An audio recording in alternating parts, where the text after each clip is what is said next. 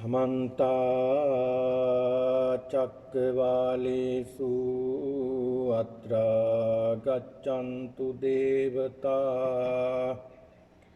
सद्धम्मं मुनिराजस्य सुनन्तु सग्गमुखदं धम्मश्रवण कालो अयं बदन्ता ධම්මස්සවන කාලෝ අයං බදන්තා ධම්මස්සවන කාලෝ අයං බදන්තා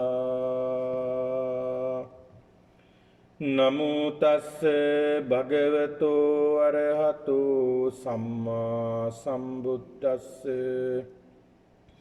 නමෝ තස්ස භගවතෝ අරහතෝ සම්මා සම්බුද්දස්ස නමෝ තස්ස භගවතෝ අරහතෝ සම්මා සම්බුද්දස්ස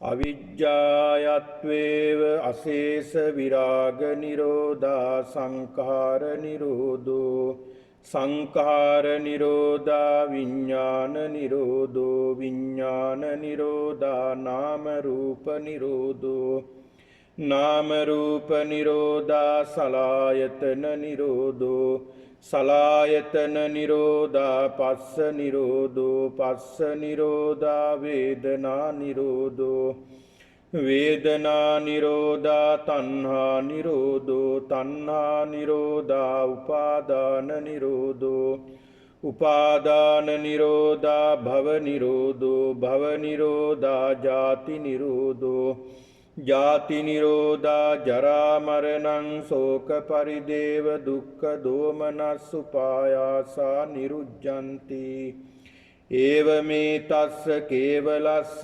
දුක්ඛක්ඛන්දස්ස නිරෝධෝ හෝති.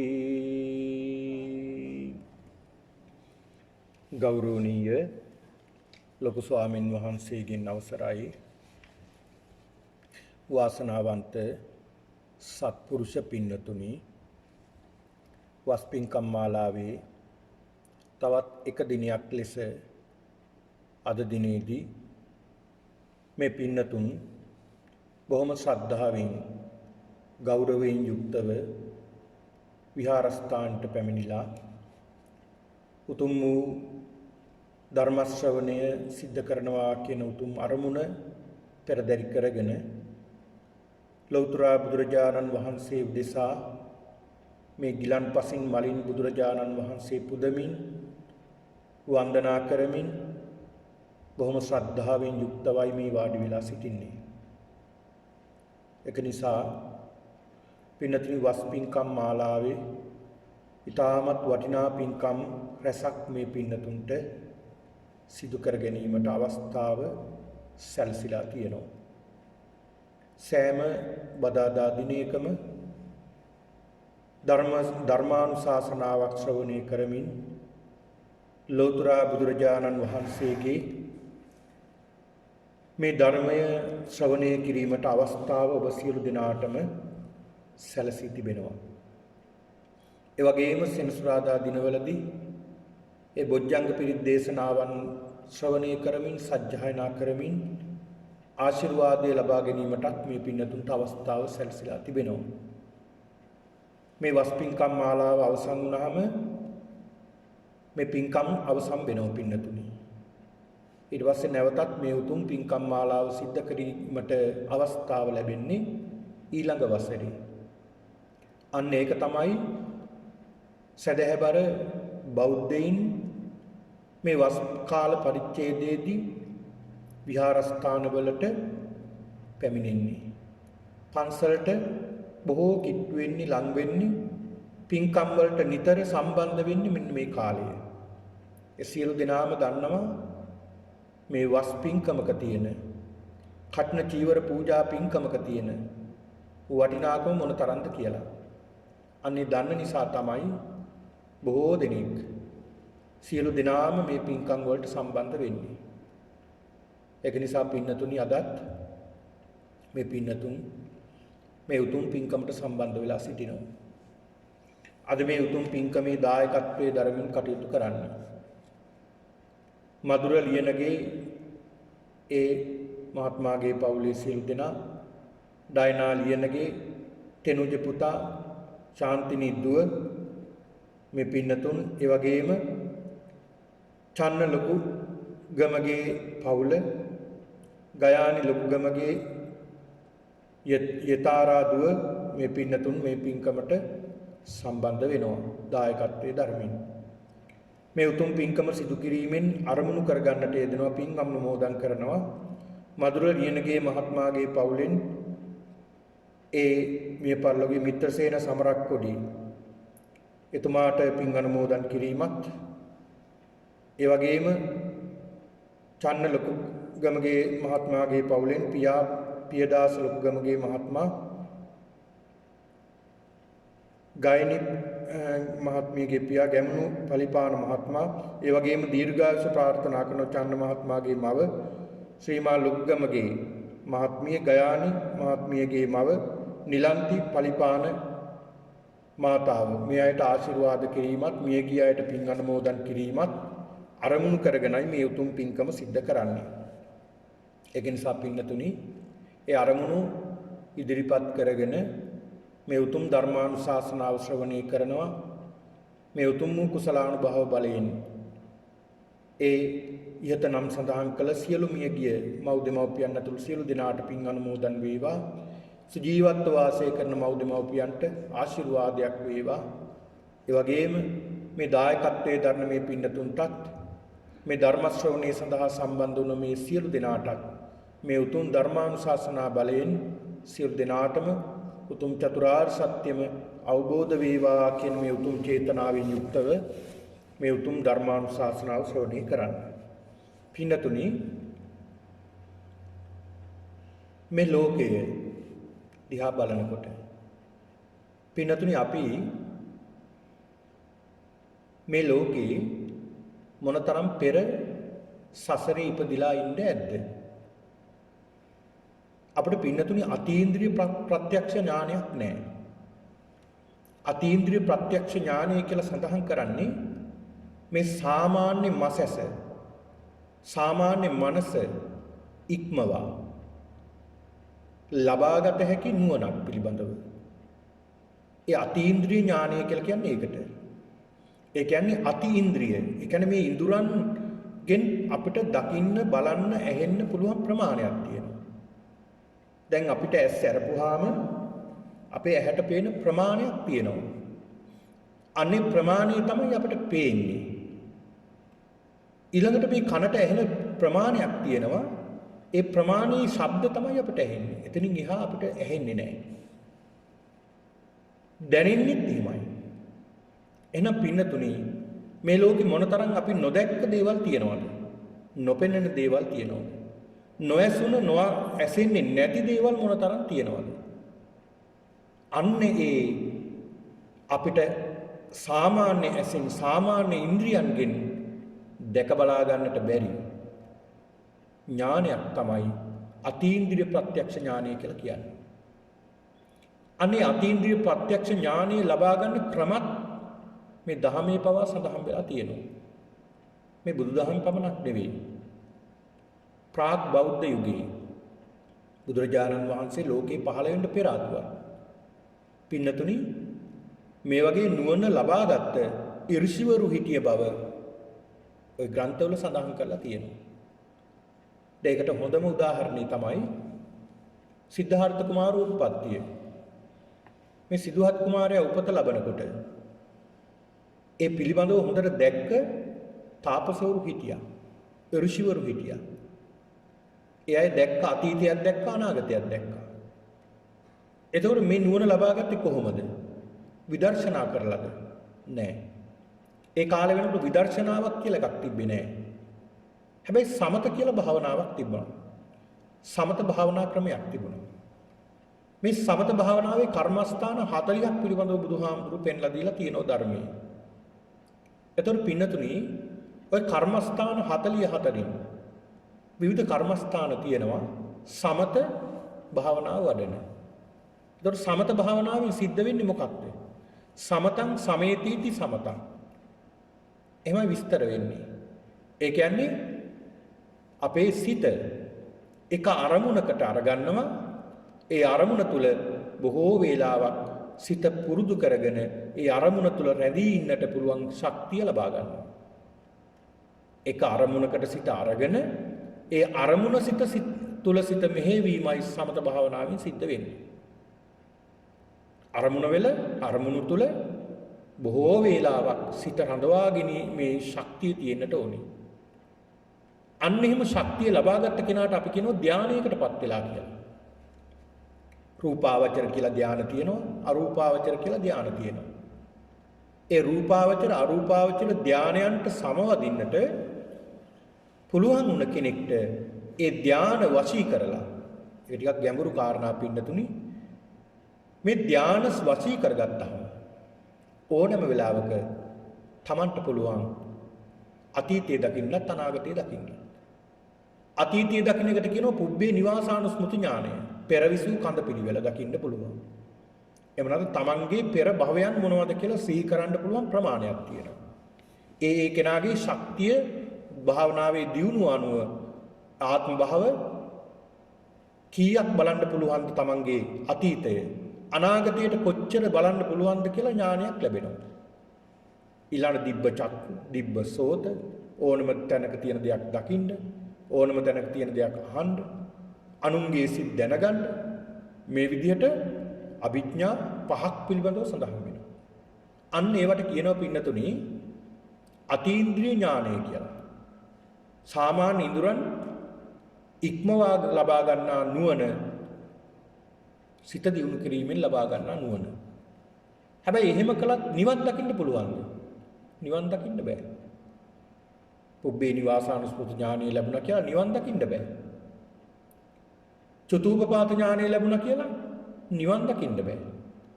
අනුන්ගේ සිත් දැනගන්නා නුවණක් ලැබුණා කියලා ඒත් නිවන් දකින්න බෑ. ඒ නිවන් දකින්න එකම ක්‍රමය තමයි විදර්ශනා කිරීම. විදර්ශනාවට ලක් කිරීම, සියලු දේ විදර්ශනාවෙන් දැකීම. අන්න ඒක නිසා තමයි ලෝකෙට බුදු කෙනෙක් අවශ්‍යයි. බුදු කෙනෙක් ලෝකෙට පහළ වෙලා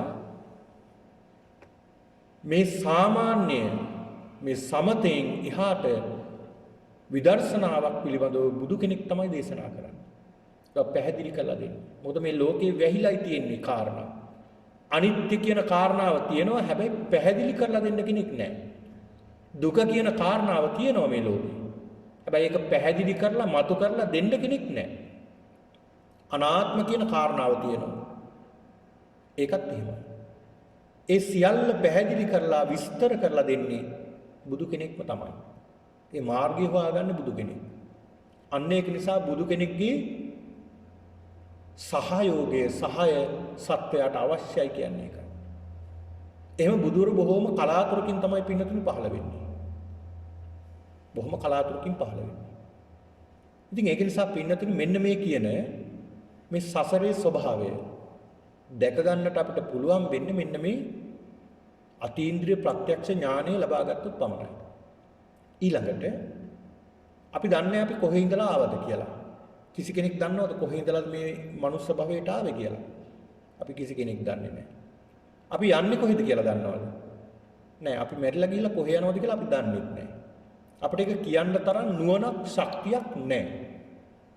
හැබැයි කොහේ හරි යනවා අපි. කොහේ හරි උපත ලබනවා. නිවන් දැක්කේ නැත්නම්, සියලු ක්ලේශයන් දුරු කළේ නැත්නම් තව තැනක උපත ලබනවා. ඒ උපත ලබන තැනක් පින්නතුනි මේ වගේම සසර ගමනක් හැදෙනවා. ඒතර මේකට කියනවා අපි සංසාර චක්‍රය කියලා. චක්‍රය කියන්නේ එක වටකුරුයි. කැරකෙන එකම තැන. මෙතනින් එළියට යන්න හරි අපහසුයි, යමහරු. අන්න ඒක නිසා අපි කියනවා ලෞකික කියලා. ලෞකික කියන්නේ ලෝකික. ඉක කියන ප්‍රත්‍යයේ තේරුම තමයි එයටම අයිති කියන එකයි මේ ප්‍රත්‍යයේ තේරුම. ලෝකික ලෞකික ලෝකයටම අයත්. එතකොට මේ ලෞකික ලෝකේ අපි කැරකි ඉන්නවා. මේ ලෞකික ලෝකේ කැරකි ඉන්න එක පමණයි අපි ඉදිරියට යන්නට, එතනින් එළියට යන්නට අපි උත්සාහ කරන්න ඕනේ. ඒකට කියනවා ලෝක උත්තර. ලෝක උත්තර ලෝකයෙන් ඈතර වීම. ලෝක කියන්නේ මේ පංචස්කන්ධ ලෝකය. මේකෙන් ගැලවෙන්නයි අපි උත්සාහ කරන්නේ. එහෙනම් මෙන්න මේ සසර ගමන පිළිබඳව හොඳ අවබෝධයක් අපි තියෙන්නට ඕන මේකෙන් මිදෙන්න නම්. මේ සසර ගමන පිළිබඳව හොඳ අවබෝධයක් නැත්නම් අපිට නිමිදෙන්න අපහසුයි අමාරුයි. නැවත නැවත සසරේ අපිට මේ වගේම පුත ලබන්න සිද්ධ වෙනවා. දුක් විඳින්න සිද්ධ වෙනවා. නොයෙක් පීඩා චිත්ත වේදනා ලබන්නට සිද්ධ වෙනවා. එහෙනම් පින්නතුනි අද ඒ පිළිබඳව ගැඹුරු මාතෘකාවකුයි මම මේ පින්නතුන්ට යොදා ගන්නට යෙදුනේ. මේ සංයුක්ත නිකායේ තියෙන පටිච්ච සමුප්පාද කියලා සූත්‍රයක්. ඊට කෙටි සූත්‍ර දේශනාවක්. නමුත් මේ කෙටි සූත්‍ර දේශනාවේ මහා ගැඹුරක් අන්තර්ගත වෙලා තියෙනවා පටිච්ච සමුප්පාද. පින්නතුනි එක දවසක් බුදුරජාණන් වහන්සේ ළඟට ආනන්ද හාමුදුරුවෝ වඩිනවා. වැඩම කරලා භාග්‍යවතුන් වහන්සේට පසඟ පිහිටුවා වඳිනවා. අංග පහක් බිම් පොළොවේ හිටින විදියට වන්දනා කරනවා. වන්දනා කරලා බුදුරජාණන් වහන්සේට සඳහන් කරනවා ස්වාමීනි භාග්‍යවතුන් වහන්සේ මෙන්න මේ පටිච්ච සමුප්පාදය මට ඊටාමත් සරල විදියට වැටහෙනවා. ස්වාමීනි මේක තේරුම් ගන්න හරි අපහසුයක් නෑ බොහොම ලේසි මට හොඳට වැටහෙනවා කියලා. බුදුරජාණන් වහන්සේ දේශනා කරන මාහේවං ආනන්ද එහෙම කියනවා මේක හරි ගැඹුරුයි. පටිච්ච සමුප්පාදය කියන්නේ බොහොම ගැඹුරු දෙයක්. බොහොම දුර්ලභව දුෂ්කරව දැකගත යුතු දෙයක් මේ පටිච්ච සමුප්පාදය කියන්නේ. කියලා බුදුහාමුදුරු පෙන්නලා දෙනවා. ඒ කියන්නේ මේ පටිච්ච සමුප්පාදයෙන් බලන්න පින්නතුනි මේ පටිච්ච සමුප්පාදය බුදුරජාණන් වහන්සේ බුද්ධත්වයෙන් පසුත් මෙනෙහි කළා. කොහොමද මේ සංසාර චක්‍රය හැදුනේ මට? මේක නැවතුනේ කොහොමද කියලා උන්වහන්සේ බැලුවා. එතකොට පින්නතුනි මේ දේශනාවේ සඳහන් වෙනවා අවිජ්ජාපච්චය සංඛාරා සංඛාරපච්චය විඥාන විඥානපච්චය නාම රූපං නාම රූපපච්චය සලආයතන සලආයතනපච්චය පස්සෝ පස්සපච්චය වේදනා වේදනාපච්චය තණ්හා තණ්හාපච්චය උපාදාන උපාදානපච්චය භව භවපච්චය ජාති ජාතිපච්චය ජරා මරණ ශෝක පරිදේව දුක්ඛ දෝමන සුපායාස සම්භවං. මේක සංසාර චක්‍රයක් විදිහට හැදිලා තියෙනවා. අවිද්‍යාවෙන් තමයි මේ දේශනාවේ ආරම්භය අරගෙන තියෙන්නේ. නමුත් කෙනෙකුට හිතෙන්න පුළුවන් මේ අවිද්‍යාව ඇති වෙනවා නම් එතෙන්ට විඥානයක් සම්බන්ධ වෙනවද? කොහෙද මේකේ මුල? මුලත් අගක් හොයන්න යන්න එපා. මේ ක්‍රියාවලියයි අපි අවබෝධ කරගන්න ඕනේ. ක්‍රියාවලියයි අපි අවබෝධ කරගන්න ඕනේ. එතකොට මේ ක්‍රියාවලිය කොහොමද අපි තේරුම් ගන්නේ? පිනතුනේ මේ පටිච්ච සමුප්පාදයේ තුලම තියෙන්නේ හේතුඵල සම්බන්ධය. ඒ කියන්නේ හේතුඵල සම්බන්ධය. හේතුඵල සම්බන්ධයක් කියන්නේ හේතුව සහ ඵලය අතර යම්කිසි සම්බන්ධයක් තියෙන කාරණාවක්. ඒතර හේතුවක් තියෙනවා ඵලයකුත් තියෙනවා. ඒතර ඒ අතර හේතුවත් ඵලයත් අතර සම්බන්ධයක් නැත්නම් ඒ හේතුඵල සම්බන්ධයක් නේ වැඩක් තියනවද? නැහැ. දැන් අපි උදාහරණයක් විදිහට හිතමුකෝ. බුද්ධ කාලයේ සඳහන් කරනවා එයාලත් හේතුඵලයක්. බ්‍රාහ්මණ ආගමෙන් අපි හිතමු මෙහෙම දෙවියන් වහන්සේම නැත්තම් මහා බ්‍රහ්මයා. මහා බ්‍රහ්මයා තමයි ලෝකේ මවලා තියෙන්නේ. මහා බ්‍රහ්මයා කියන්නේ දෙවි කෙනෙක්නේ. ඒ දෙවියන් තමයි ලෝකේ මවලා තියෙන්නේ කියලා එයයි ප්‍රකාශ කරනවා. එතකොට පින්නතුනි එතරම් හේතුඵලයක් තියෙනවා. එතකොට හේතුව මොකක්ද? දෙවියෝ. ප්‍රතිඵලේ ලෝකය නිර්මාණය කරපු දේ. සම්බන්ධය අන්න සම්බන්ධයක් නැහැ. හේතුවක් තියෙනවා ඵලයක් දෙනවා හැබැයි සම්බන්ධයක් විතර නැහැ. හැබැයි බුදුරජාණන් වහන්සේ දේශනා කළ මේ හේතුඵල දර්ශනේ හේතුවක් තියෙනවා ඵලයකුත් තියෙනවා ඒ අතර මනා සම්බන්ධකුත් තියෙනවා. හේතුඵල සමදතාවය කියන්නේ ඒක. අන්න එහෙම දේශනාවක් මේ බුදුරජාණන් වහන්සේ මේ පටිච්ච සමුප්පාදය තුලින් දේශනා කරනවා. හේතුඵල යමක් නිසා යමක් හට ගන්නවා. ඒ දේ නිසා තමයි මේ දේ හටගත්තේ. ඒ දේ නිසා තමයි මේ දේ පවතින්නේ. ඒ දේ නැති වුණාම තමයි මේ දෙත් නැති වෙන්නේ. අන්න එහෙම දේශනාවක් බුදුරජාණන් වහන්සේ පෙන්ලා දෙන්නේ. ඒකනේ සඳහන් කරන්නේ හේතුම් පටිච්ච සම්පූතං හේතු බංගා නිරුද්ධති. හේතුව නිසා යමක් හටගත්තා නම් ඒ හේතුව නැතිවීමෙන්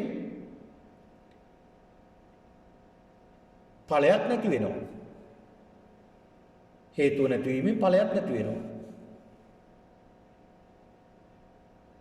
බලන්නකො මොනතරම් ලස්සන දේශනාවක් බුදුහාමුදුරු පෙන්ලා දෙන්නේ. එතකොට පින්නතුනි අපේ මේ ලෝකය එහෙම නැත්නම් අපේ මේ සංසාර චක්‍රය සකස් වෙන්නේම මෙන්න මේ කාරණාව නිසා හේතුඵල සම්බන්ධයක් නිසා. ඒක නිසා තමයි සකස් වෙන්නේ. එහෙනම් අපි බලමු මොකක්ද මේ කාරණාව. පින්නතුනි අපි දන්න තැනකින් අපි පටන් ගමුකෝ. දැන් අපි දන්න තැන තමයි ජාතිපත්‍ය. දැන් මොකද අපිට වෙලා තියෙන්නේ? අපි ඉපදිලානේ. අපි තැනක උපත ලැබලා. දැන් අපි මේ තැන ඉපදිලා ඉන්නවා. ඉපදුන අපිට මොනවද උරුම වෙලා තියෙන්නේ?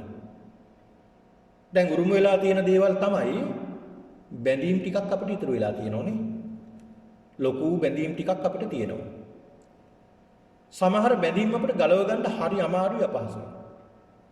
එහෙම ලොකු බැඳීම් ටිකක් ඉතුරු වෙලා තියෙනවා. ඒ වගේම තමයි දුක ඉතිරි වෙලා තියෙනවා. දුකකුත් තියෙනවා. මේ දුක කියන කාරණාවක් තියෙනවා අපි ගාව. ඒ වගේම තමයි අපිට ජරා වයසට යනවා. ව්‍යාධි ලෙඩ වෙනවා. එහෙමනේ. දැන් අපි වයසට යනවා දවසින් දවස මොහොතෙන් මොහොත අපිට අපි වයසට යනවා. ඒ වගේම තමයි වයසට යන අපි ඒ වයස නිසා සමහර ලාට ලෙඩ වෙනවා. එහෙම නැත්නම් මේ ඉන්ද්‍රියන්ගේ අඩපණ වීම නිසා අපි අසනීප වෙනවා. නොඑක් අසනීප ලෙඩ අපිට හැදෙනවා මේ ශරීරයට. ජාතිපත්‍ය ජරා. ජරාවට ව්‍යාධියටපත් වෙනවා. ඊළඟට අපි කොහාටද යන්නේ? ඊළඟ පින්නතුනේ අපි යන්නේ මරණයට. ඒ මරණයට යන වේගය ඉතා වේගවත් ඒ ගමන. දැන් බලන්න අද දවසත් උදා වුණා. අද දැන් සන්ධ්‍යා භාගයත් උදා වුණා. තව හෝරාවක් එකමාරක් යනකොට මේ ධර්ම දේශනාවත් අවසానයි. දවසත් අවසන් වෙනවා. ඔය ඇත්ත ගෙදර ගියාම. ඊළඟ දවස කොහාටද මේ යන්නේ අපි? වේගෙන් යන්නේ ජරාවට මරණයට. වයසට යන්නේ මරණයට යන්නේ. එහෙනම් පින්නතුනි බුදුහාමුදුරු පෙන්ලා දෙනවා. දැන් අපි ඉපදිලා ඉන්නවා. ඉපදුන අපිට උරුම වෙලා තියෙනව මොනවද? ජරා උරුම වෙලා තියෙනවා. ව්‍යාධි උරුම වෙලා තියෙනවා. වයසට යනවා. ලෙඩ වෙනවා. ඊට අමතරව ගොඩාක් දේවල් තියෙනවා. නමුත් මේ පොදු දේවල් මේ සඳහන් කරන්නේ. ඒ ජීවිතය තුළ දුක ඉදිරි වෙලා තියෙනවා. සැපක් කියලා අපි වින්දනය කරන හැබැයි ඒ සැපත් අවසානට දුකකට පරිවර්තනය වෙනවා. මේ සැප කියන එක පින්නතුනි බුදුහාමුදුරු පෙන්ලා දෙනවා මහණෙනි මේ මනුස්ස මේ ලෞකික ලෝකේ සැපයක් කියලා නිත්‍ය දෙයක් පෙන්ලා දෙන්න තැනක් නැහැ. සුළු හරි සැපයක් තියෙනවා නම් මම නුඹලට දේශනා කරනවා අහවල් තැන සැපයක් තියෙනවා මේ ලෞකික ලෝකේ. ඒක දුකම විතරයි ඉතිරි වෙලා තියෙන්නේ. හරියට පින්නතුනේ අපි දැන් කෙනෙකුට හිතෙන්න පුළුවන් එහෙම කිව්වට අපි සැප විඳින ඕනේ. සැපයි කියලා අපි යම් දේවල් සිද්ධ කරනවානේ. පින්නතුනේ අපි සැපක් කියලා හොයාගත්තට ඒ දේත් බාන්න ඔය ටිකක් වෙලා යනකොට දුක. ඒ දේත් ටික වෙලාවක් යනකොට දුකක් බවට පත් වෙනවා. ඒක තමයි ස්වභාවය. හරියට පින්නතුනි අපි බෝලයක් උඩ දානකොට අපි උඩ දාන්න අපි ව්‍යායාමයක් නැත්නම් වෙහෙසක් ගන්න ඕනේ නේ. දැන් බෝලයක් උඩ විසි කරනකොට අපි යම්කිසි ශක්තියක් අරගෙන තමයි උඩ විසි කරන්නේ.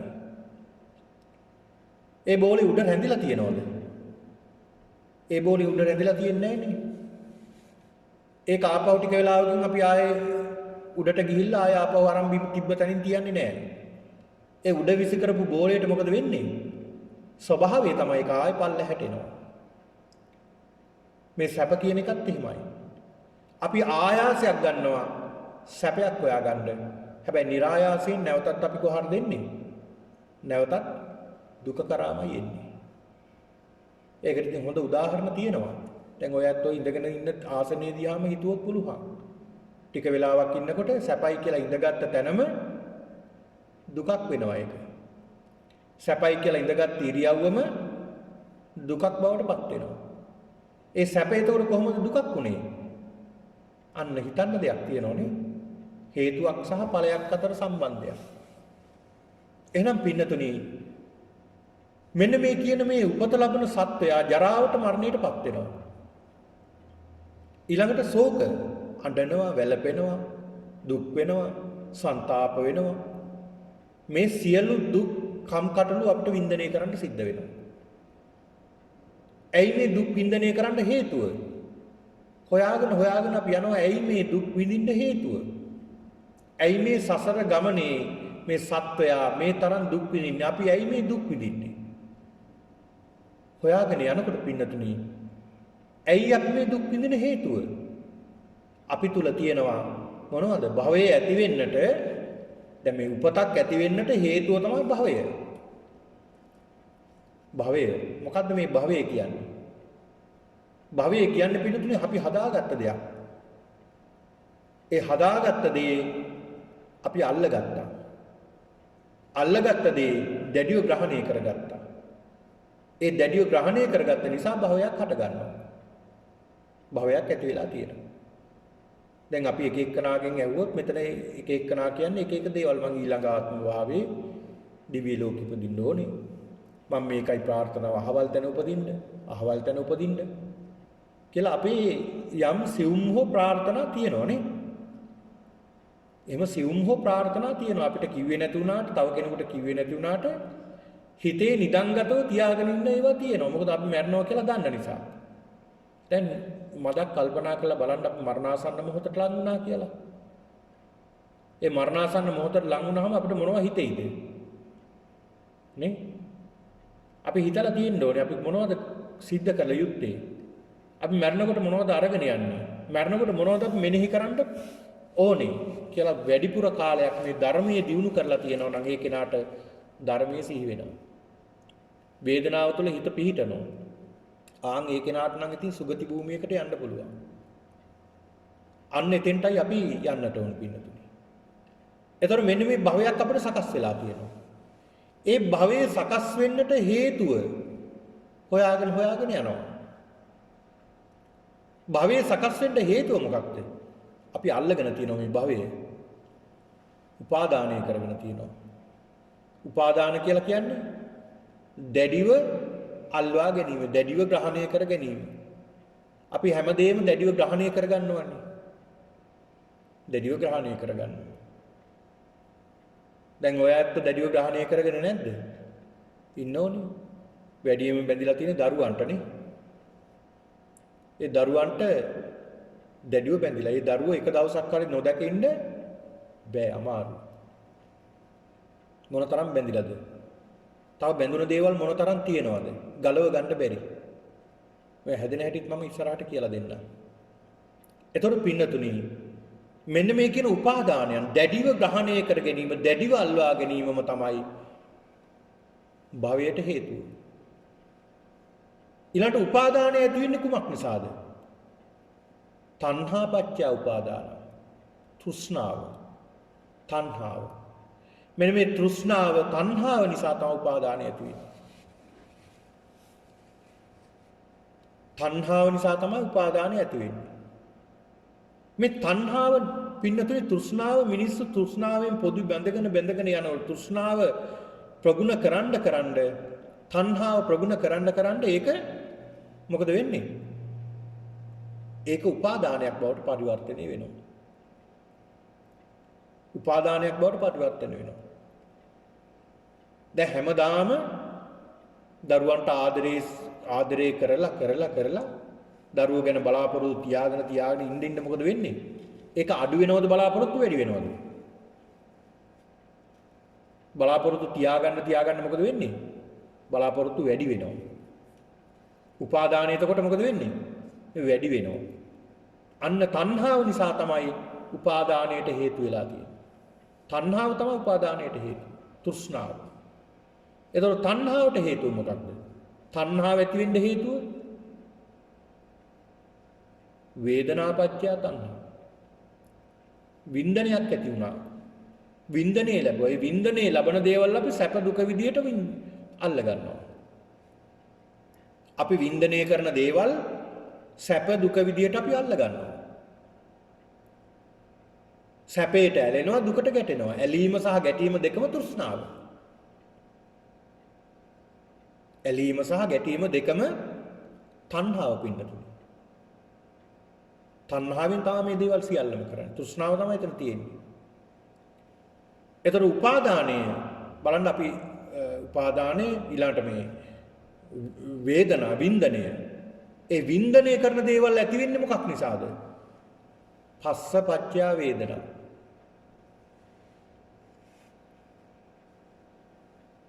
ස්පර්ශය නිසා තමයි අපිට වින්දනයක් ආවේ. අන්න ස්පර්ශය තමයි හේතුව.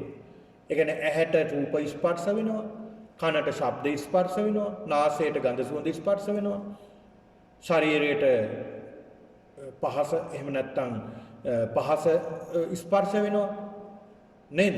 ඉතින් මෙන්න මේ දේවල් නිසා තමයි ස්පර්ශය නිසා තමයි වින්දනයක් ලැබෙන්නේ. ඒතර ස්පර්ශය ඇති වෙන්න හේතුව මොකක්ද?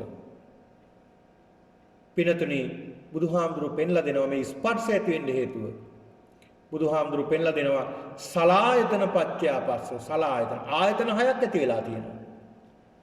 ආයතන හයක් හට අරගෙන තියෙනවා. ඒ ආයතන හය හටගත්ත නිසා ස්පර්ශය ඇති වෙන්නේ. ආයතන හය හටගත්ත නිසා තමයි ස්පර්ශයක් අපිට වෙන්නේ. දැන් ඇහැ තිබ්බේ නැත්නම් රූප පෙනෙයිද? ඇහැ තිබ්බේ නැත්නම් රූප පේන්නේ නැහැ. ශබ්ද ඇහෙන්නේ නැහැ කනක් තිබ්බේ නැත්නම්. ඇස් නැති අයට රූප පේනවද? ඇස් නැති අයට රූප පේන්නේ නැහැ. ඇහැ තිබ්බොත් තමයි රූප පේන්නේ නේ. ඒතර පින්නතර උපතින්ම අපි ගෙනාවු කර්මජ රූප තමයි මේ. කර්ම රැස් කරන මාර්ග මේ. ඇහැ කන නාසය දිව ශරීරය මනස කියන්නේ.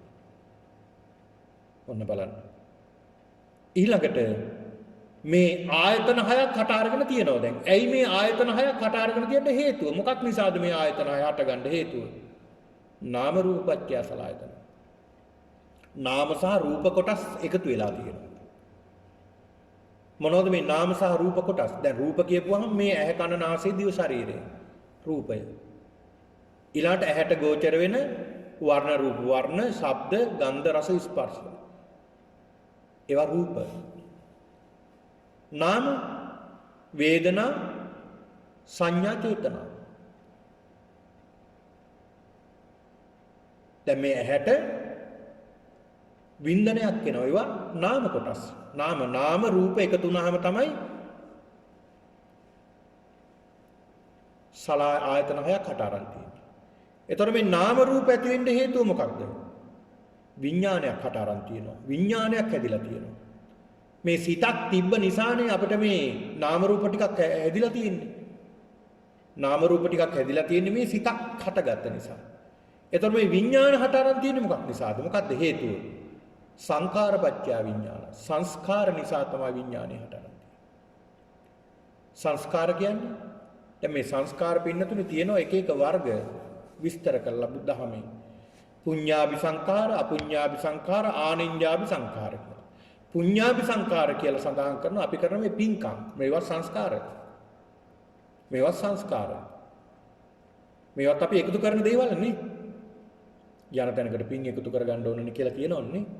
කුසල් රැස් කර ගන්න ඕන රැස් කරන දේවල් නේ. හැබැයි මේ ගන්නා ව්‍යායාමයේ එක අරමුණකට අපි යන්නේ.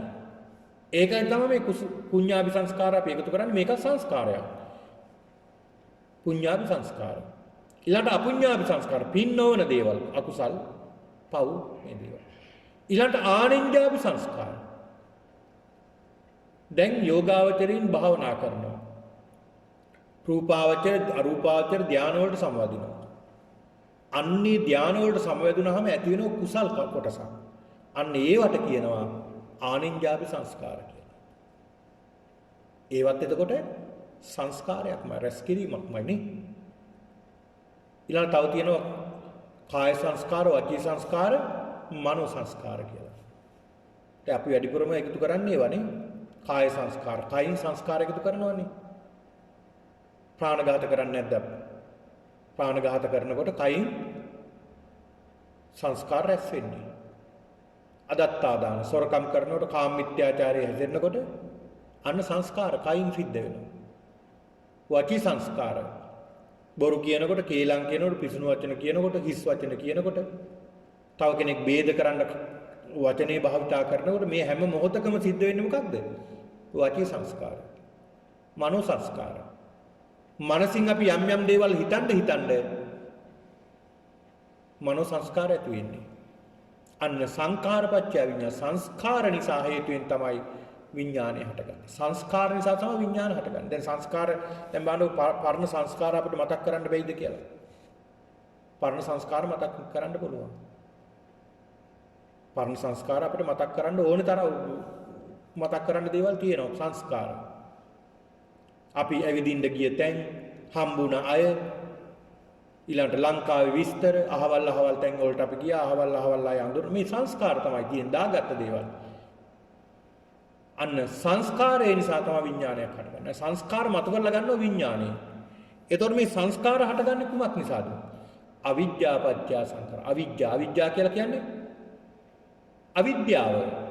විද්‍යාව නොවීම, නොදැනීම, මෝඩකම, චතුරාර්ය සත්‍ය පිළිබඳ අනවබෝධය අවිද්‍යාව කියලා කියනවා.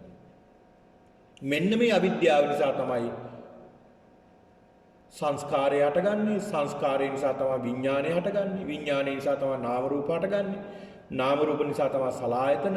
මේ සියල්ලම හට අරගෙන යන්නේ ඒක නිසා. ඊළඟ බුදුහාමුදුරු පෙන්ලා දෙනවා පින්නතුනි අවිද්‍යාවත්තේව අශේෂ විරාග නිරෝධා සංඛාරණෝ. අවිද්‍යාව සම්පූර්ණයෙන්ම නැති කරනවා.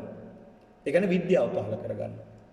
විද්‍යාව පහළ කරගන්නවා කියන්නේ දුක විදිහට දකිනවා.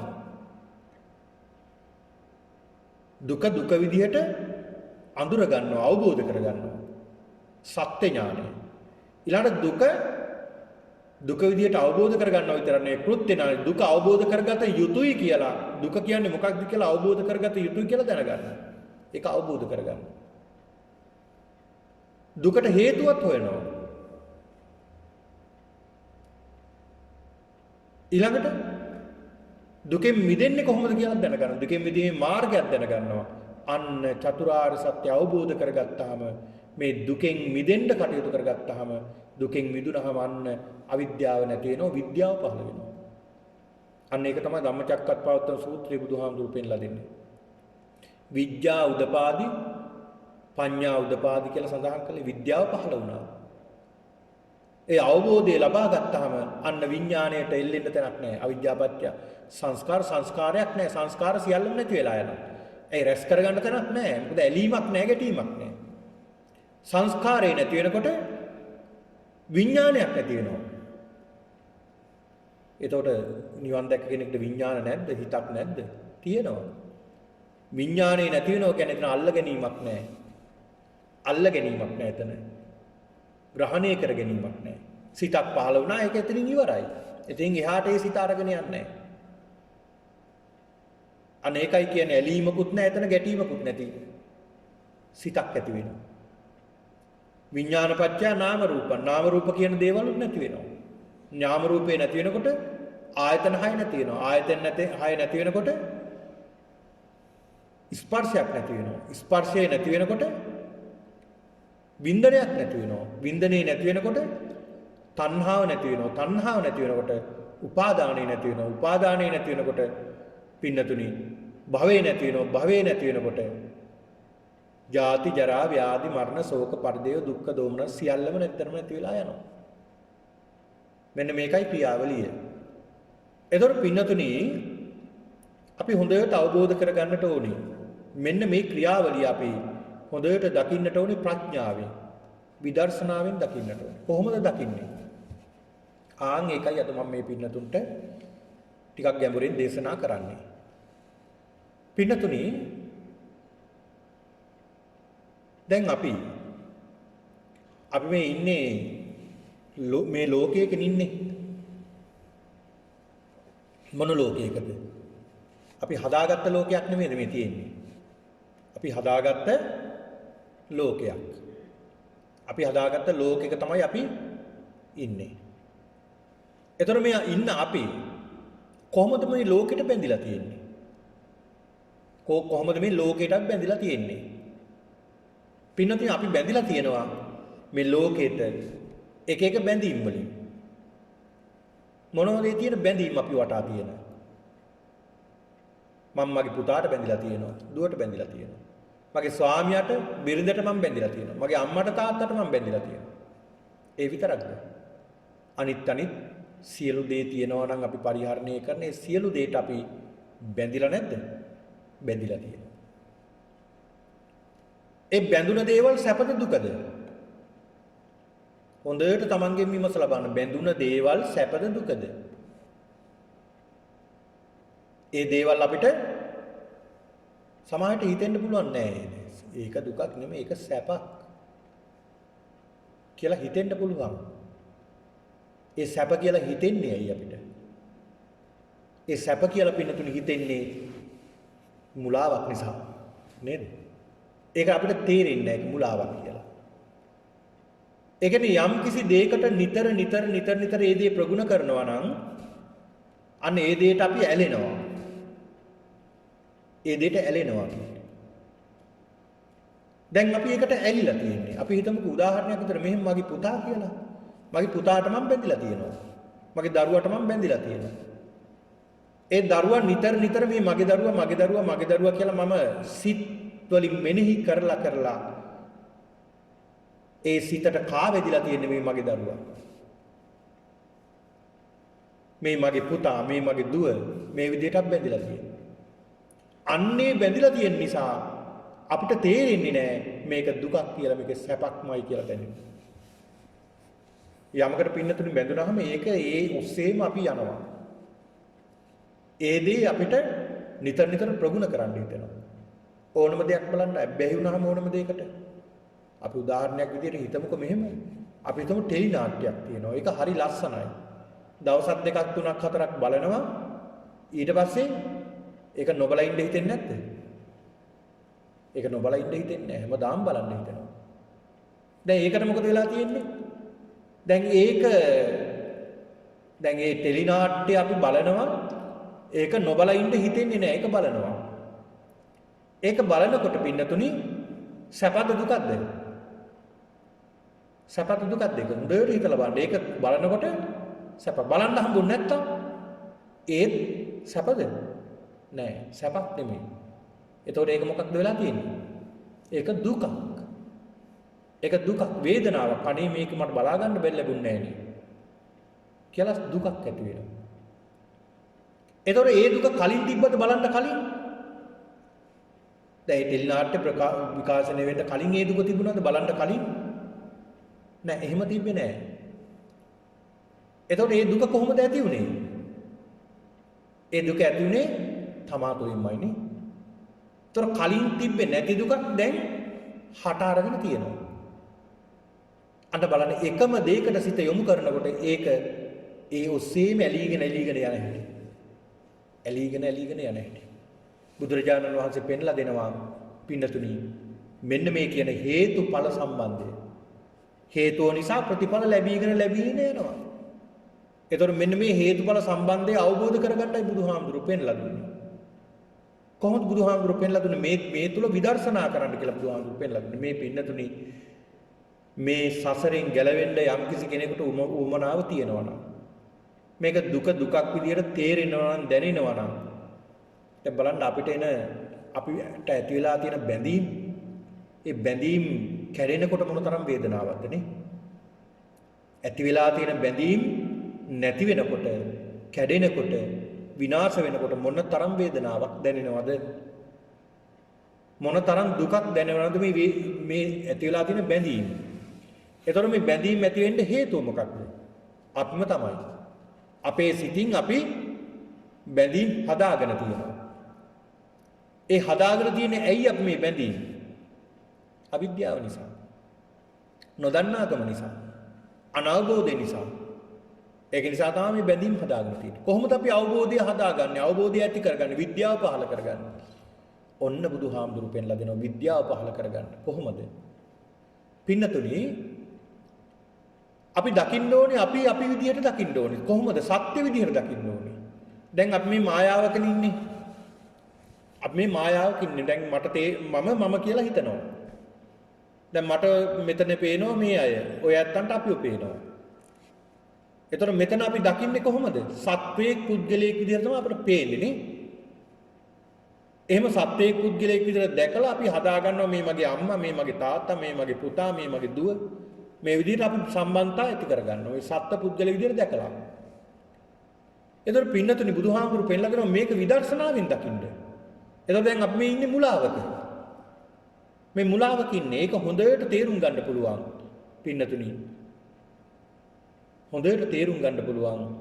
දැන් මේ මම හිතනවා දැන් මම මේ ඉන්නේ මම. මට නමකුත් යොදාගෙන දැන් මම කියලා හිතාගෙන ඉන්නවා. දැන් මේ මගේ මේ ශරීරයේ අවයව එකින් එක ගලවලා බලනවා. අපි උදාහරණයක් විදිහට කල්පනා කරලා බලන්න මේ කෙස් ටික ගලවලා පැත්තකින් තියෙනවා. ඇස් දෙක ගලවලා පැත්තකින් තියෙනවා. කන් දෙක ගලවලා පැත්තකින් තියෙනවා. දත් ටිකක් ගලවලා පැත්තකින් තියෙනවා. අතපය මේ සියලුම ඉන්ද්‍රියන් ගලවලා තැන් වලින් තියෙනවා. එහෙම තිබ්බහම ඒ කියපු කෙනා කෝ දැන්? දැන් අහනවා දැන් මේ කෝ අහවල් කෙනා. දැන් මේ නමින් සඳහන් කරපු කෙනා කෝ මේ හිසට ඇඟිල්ල තියලා කියනවා මේ යාද නෑ. එයාගේ ඔළුව හිස. මේ ඒ අත් දෙක මේ කකුල් දෙක.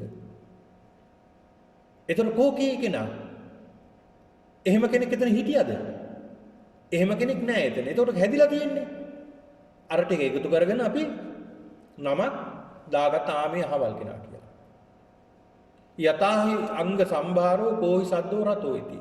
අංග ගොඩක් එකතු වුනහම රතේ කියලා අපි කියනවා. කරත්තේ එහෙම නැත්නම් වාහනේ කාර් එක කියලා කියනවා අපි. හැබැයි ඒකේ කොටස් ටික අයින් කළාම එතන කාර් එකක් තියෙනවද? නෑ. මේ සත්‍යයත් එහෙමයි.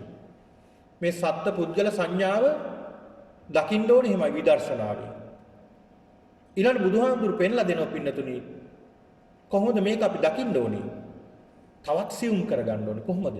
අපි හිතමු දැන් කෙනෙක් පෙන්නලා දුන්නා මේ පුද්ගලයාගේ හිස මේ. ඒතර හිසත් අපි කෑලි වලට වෙන් කරනවා. හිසට අදාළ තියෙන ඇස් දෙකක් වෙන් කරනවා, කන් දෙකක් වෙන් කරනවා, කොණ්ඩේ වෙන් කරනවා, හම ගලවලා පැත්තකින් තියෙනවා, මස් ටික ගලවලා පැත්තකින් තියෙනවා, හිස් කබල ගලවලා පැත්තකින් තියෙනවා. එතකොට කොයාගේ හිස? කලින් හිස කියලා එකක් අපි හදාගෙන තිබුණා. අර කෑලි ටික එකතු කරගෙන. දැන් ඒ ටික විසිරුවාට පස්සේ එතන එහෙම දෙයක් නැහැ. එහෙම දෙයක් තියෙනවද එතන? නැහැ. දැන් ඉදිරියේ තියෙනවා පහනක් දැල්වලා.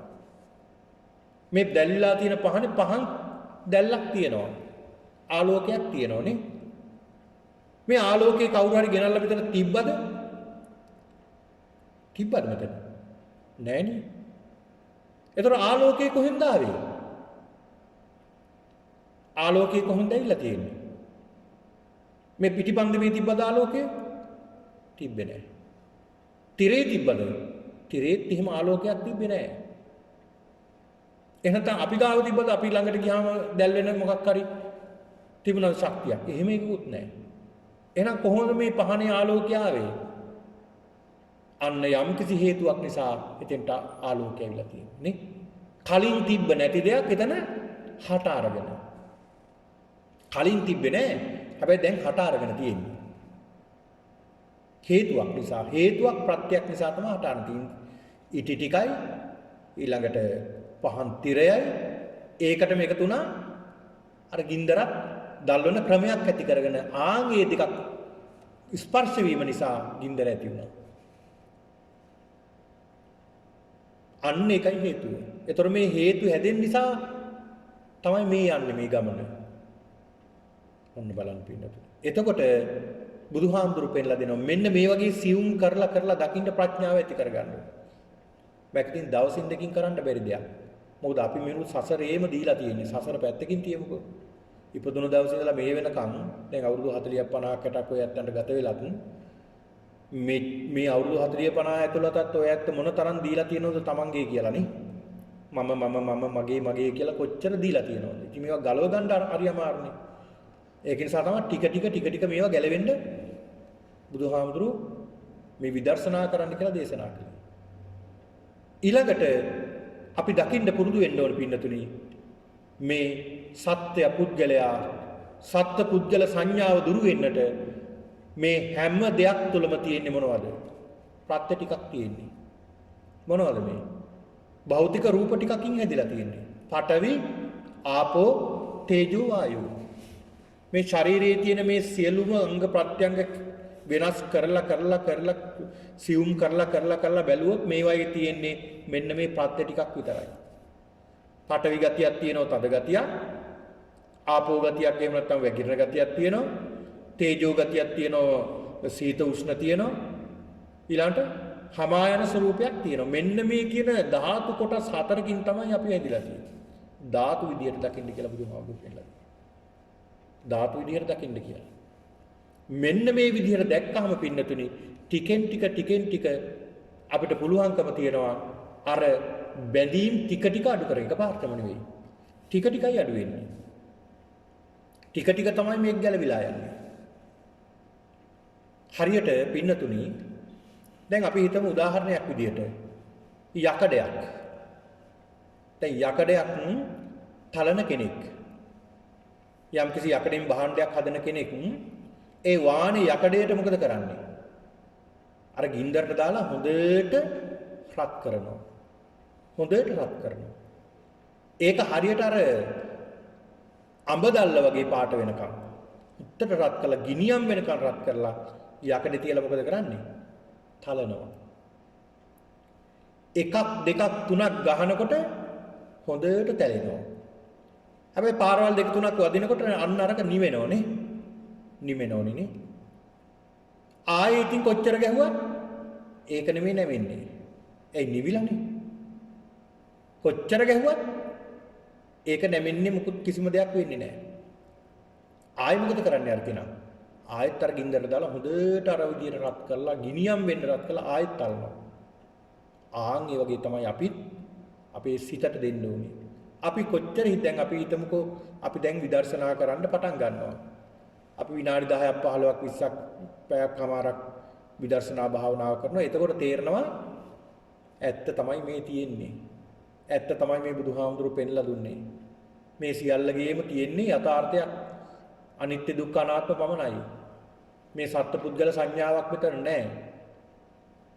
මේ මෙහෙම හැඟීමක් එනවා. ආයේ එතනින් නැගිට ගමන් මොකද වෙන්නේ? ආයෙත් අපිට අතෙන්ට යනවනේ. ආයෙත් අතෙන්ට යනවා. ඒක තමයි ස්වરૂපයේ ස්වභාවය. නිතර මේක ප්‍රගුණ කරන්න ඕනේ. නිතර ප්‍රගුණ කරනකොට පින්නතුනි අන්න සත්පුද්ගල සංඥාව නැති වෙනවා. මෙතන සත්වයක් මෙතන පුද්ගලයෙක් කියන සංඥාව තුල ඇලීම නැති වෙන්නේ. ඒ සංඥාව තුල ඇලීමයි නැති වෙන්නේ. ඒකයි බුදුහාමුදුරු පෙන්නලා දුන්නේ බාහ්‍ය දාරුකීරිය හාමුදුරුවන්ට දිත්තේ දිත්ත මත්තං සුතේ සුත මත්තං මුතේ මුත මත්තං විඤ්ඤාතේ විඤ්ඤාත මත්තං. දැක්කනම් දැක්ක තැන දැක්ක විදිහට එතනම නතර වෙන්න. එතනින් එහාට අරන් යන්න එපා.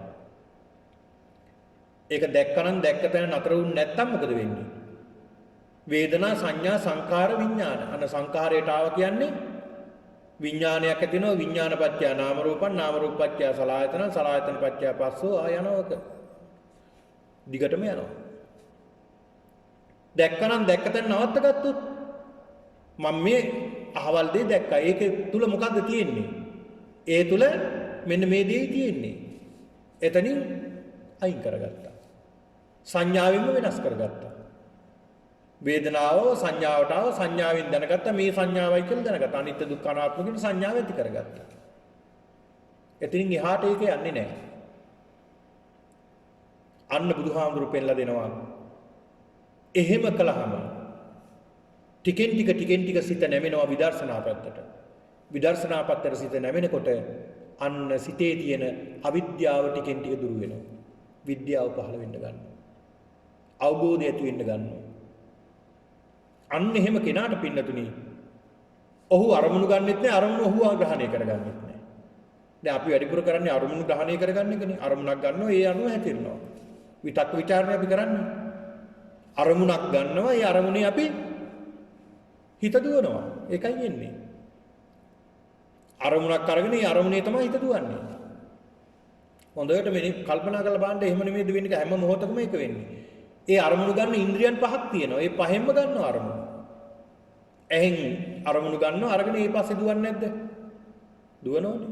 කනින් ශබ්ද අරගෙන ඒ පස්සේ දුවන්නේ නැද්ද? දුවනෝනේ.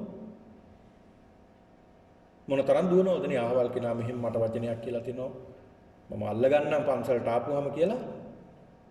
ඔන්න බලන්නකෝ මේ අල්ලගෙන යන හැටි මේවා. අල්ලගෙන යන හැටි. ඒ අල්ලගන්න මොකද වෙන්නේ? සසර ගමන නවතිනවද? වැඩි වෙනවද? සසර ගමන තවත් දික් වෙනවා. තවත් දුක විතරයි ඇති වෙන්නේ. ඒකෙන් මිදෙන්න නම් උත්සාහ වෙන්න. අන්න එහෙම මිදෙන කෙනා ඔහු අරමුණු ගන්නෙත් නැහැ. අරමුණු ඔහුව ගන්නෙත් නැහැ. අන්න එහෙම කෙනා බුදුහාමුදුරුවෝ පෙන්නලා දෙනවා. බාහ්‍ය අන්න එතෙන්ට ආවොත් අන්න එතන පිහිටලා වැඩ අවබෝධය ලබා ගත්තා නම් ඒ කෙනා මෙතන නැහැ. ඒ කෙනා මෙතන නැහැ. ඊළාට යා අතනත් නැහැ, මෙතනත් නැහැ, ඒ අතරත් නැහැ. එතනත් නැහැ, මෙතනත් නැහැ, ඒ අතර තැනකත් නැහැ. ඔහු සියල්ලකින්ම මිදුණ කෙනෙක් බවට පත් වෙනවා. මොකද උපාදානයක් නැහැනේ. ඒ උපාදානය නැති වෙන්නේ තණ්හාව නැති නිසා. තණ්හාවක් නැති නිසා උපාදානය නැහැ. තණ්හාවක් එන්න විදියක් නැහැ. එතන නැහැ. වින්දනයක් නැහැ. වේදනාව නැති නිසා තණ්හාවකුත් නැහැ. වේදනාවක් නැහැ. එතන වේදනාව ඇති වෙන හේතුවක් නැති කරලා. මොනවද මේ වේදනාවෙන්න හේතුව? ස්පර්ශය. ස්පර්ශ වෙන්නේ නැහැ. ස්පර්ශ වුණාට ඒක ග්‍රහණය කරගන්නේ නැහැ. ඒ තුල ඇලෙන්නේ නැහැ. ඒ ඇලීම නැති නිසා ගැටීමකුත් නැහැ. ස්පර්ශයක් එන්න විදිහක් නැහැ. එතනින් එහාට තියෙන දේවලුත් නැති කරලා. මොකද විද්‍යාව පහල කරගන්නේ චතුරාර්ය සත්‍ය අවබෝධ කරගන්නේ. මෙන්න මේ කාරණාව නිසා බුදුහාමුදුරු පෙන්ලා දෙනවා. මෙන්න මේක නවත්තගෙන ගියේ නැත්තම් විදර්ශනාව තුලින්. විදර්ශනාව කියලා කියන්නේ අනිත්‍ය දුක්ඛ අනාත්ම විදිහට දැකීම. ඒතර මේ තමන්ව දකින්න ඕනේ විදර්ශනාවේ.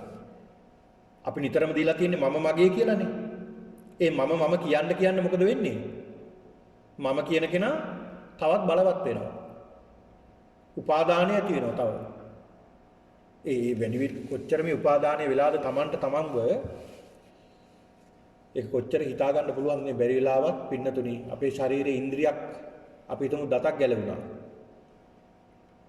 උදේ කන්නඩියේ දිහා බලනකොට දතක් නැහැ ඉස්සරහම දතක් නැත්තේ. hina වෙනකොට ඒක පේන්නේ. මොකක් වේද ඔය ඇත්තෝ?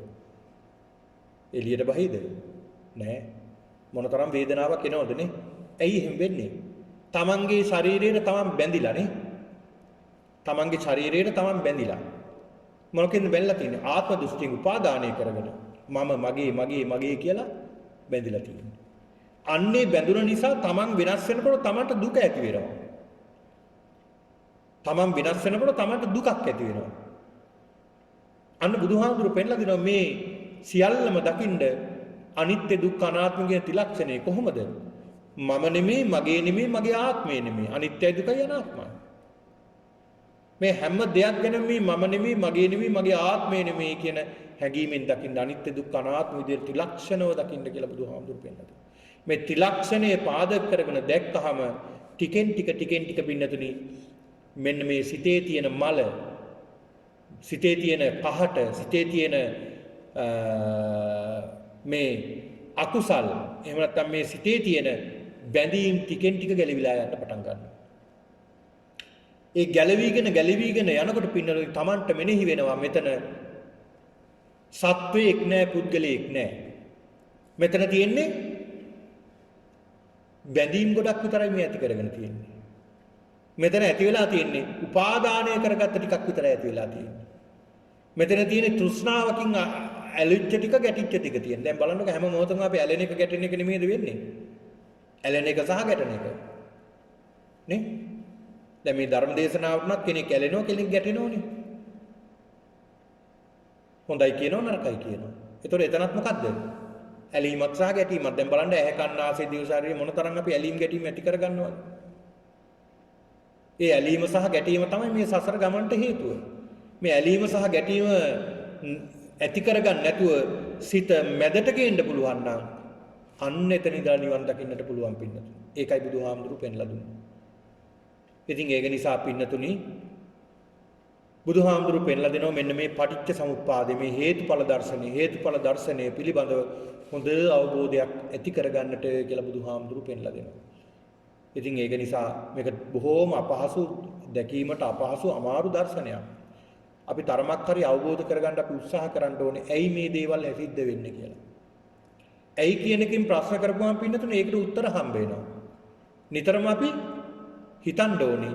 චින්තාමය ප්‍රඥාව ඇති කරගන්නට ඕනේ. හිතන්න ඕනේ. ඇයි මේක සිද්ධ වුනේ? මොකද්ද මේකට හේතුව? ඒකේ හේතුව හොයාගත්තාම පින්නතුනේ ඒකෙන් මිදෙන්න හරි අමාරු නෑ. හරිම ලේසි. ඒක නිසා මෙන්න මේ චතුරාර්ය සත්‍ය අවබෝධ කරගන්නට මේ සියලු දෙනාටම මේ උතුම් ධර්මානුශාසනාව හේතු ආසනාම වේවා කියලා ප්‍රාර්ථනා කරමු. පින්නතුනි අද දිනේදී මේ උතුම් පින්කම සිද්ධ කිරීමේ දායකත්වය ඒ මధుර ලියනගේ මහත්මයා ඒ වගේම ඩයනා ලියනගේ තෙනුජ පුතා ශාන්තිනී දුව මේ පින්නතුනුත් ඒ වගේම චන්න ලොකුගමගේ මහත්මයාගේ පවුලෙන් ඒ ගයානි ලොකුගමගේ මහත්මිය යතාරාදුව මේ පින්නතුන් අද මේ උතුම් පින්කම සිද්ධ කිරීම ආරමුණු කරගෙන තිබෙන්නේ පින් පමුණවනවා මధుර ලියනගේ පවුලෙන් මිත්‍රසේන සමරක්කොඩි ඒ වගේම පින් පමුණවන රත්න ලොකුගමගේ පවුලෙන් පියදාස ලොකුගමගේ මහත්මයා ගායනි මහත්මියගේ පියා ගැමුණු පලිපාන මහතා මේ අයට පින් අනුමෝදන් කිරීමත් ඒ වගේම චන්න මහත්මයාගේ මව ශ්‍රීමා ලොකුගමගේ මව ගයානි මව නිලන්ති ගයානි මහත්මියගේ මව නිලන්ති පලිපාන මෑණියන් ඇතුළු මේ අයට අපි ආශිර්වාද කරනවා මියගිය අයට පින් අනුමෝදන් කරනවා මේ සියලු දෙනාටත් මේ උතුම් වූ ධර්මානුශාසනාව උතුම් චතුරාර්ය සත්‍ය අවබෝධයේ පිණසම හේතු ආසනාව වේවා කියලා සාදු කියලා ප්‍රාර්ථනා කරමු.